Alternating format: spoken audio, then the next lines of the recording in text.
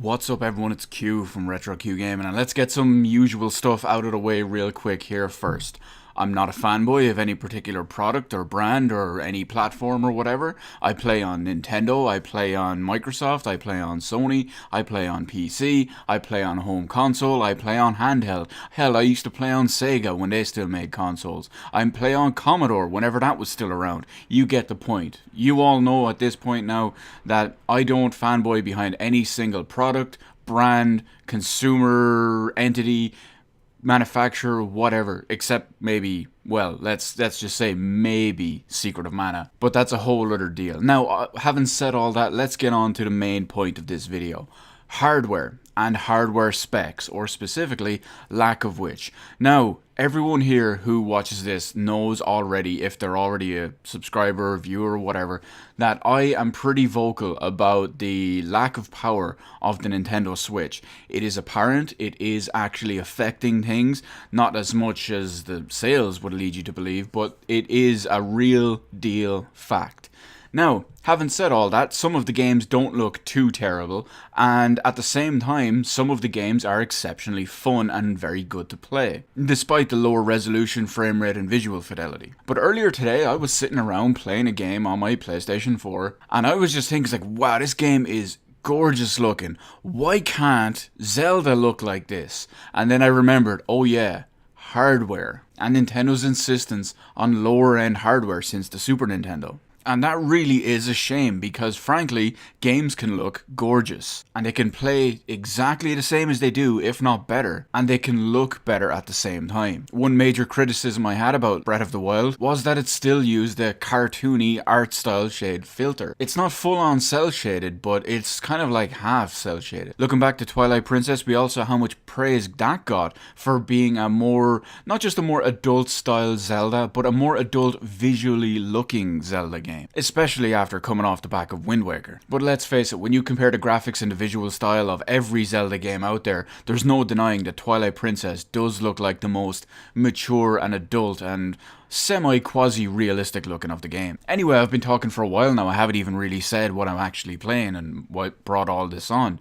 Well, as you may or may not suspect already, the game in question is Shadow of the Colossus Remake on PlayStation 4. Now, completely ignoring the gameplay side of it from Shadow of the Colossus and Zelda, as you can see, the visual quality of Shadow of the Colossus is fantastic. Many people are mistakenly calling it a remaster, but it's actually a full-on remake. Everything in this game has been remade from the ground up, not just remastered from the PlayStation 2 or PlayStation 3 versions. This remake was done by Blue Point Games, who are usually called the master of the remaster, but in this case they've really outdone themselves. This game, as you can see, looks gorgeous. It has a sprawling open world with many different types of sub-environments within. The scale and scope of this game, even back on the PS2, PS3, and obviously this remake on the PS4, is immense. You can clearly see it. And this is even using the performance mode of the PlayStation 4 Pro. So the visuals are actually cut down a slight bit to get a better frame rate, 60 frames per second.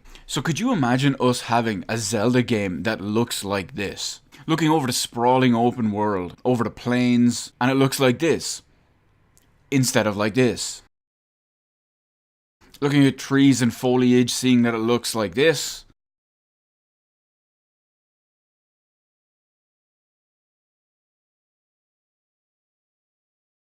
instead of like this. Wandering into a mysterious forest, sunlight barely peeking through the canopies, and it looks like this, instead of like this. And since Shadow of the Colossus is all about the giant, over-the-top, epic-size boss battles, you've got amazing-looking colossi, all completely individual, all looking and acting like this.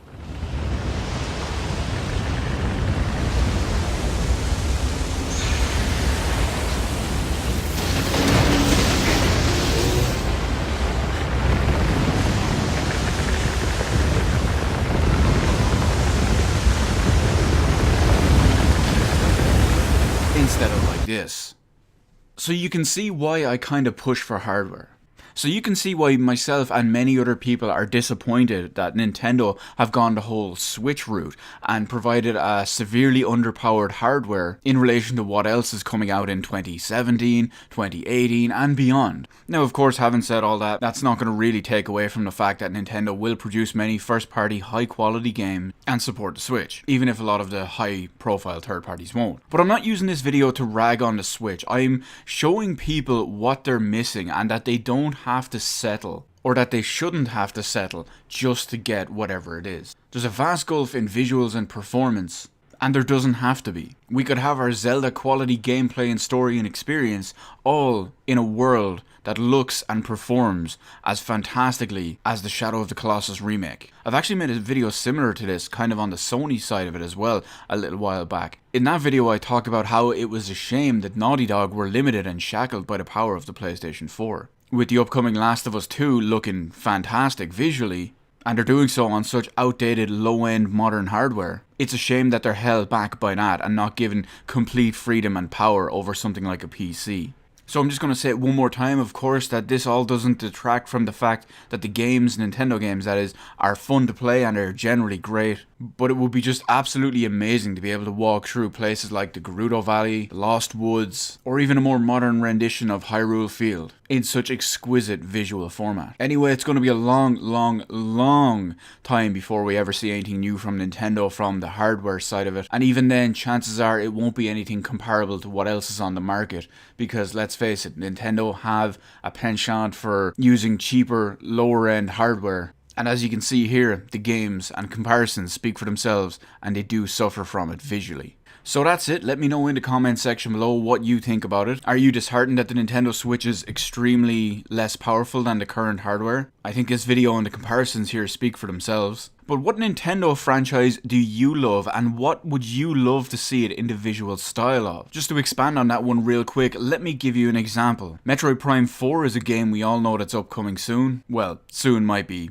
not the proper way to word it, it could be next year before we even see it. But would you love to see Metroid Prime 4 looking as good as Doom does on a PC? That's just an example. Let your imagination run wild and leave it in the comment section below. Let me know how you felt about the video by hitting the appropriate button. Feel free to hit the subscribe button and I will see you in the rest of the videos in my channel.